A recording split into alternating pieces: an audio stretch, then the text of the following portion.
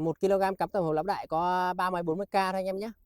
1 kg nhé anh em nhé, chứ không phải như mấy loại cắm khác 30-40k được có mấy lạng đâu anh em ơi. Cám này dành cho tất cả các loại chim này. Anh em nào mà nuôi avi hoặc là nuôi số lượng chim lớn thì tham khảo. Cực kỳ tiết kiệm luôn. Hạt cám đây anh em nhé. Hạt cám cực kỳ vừa ăn luôn, không bị vụn nữa anh em ơi.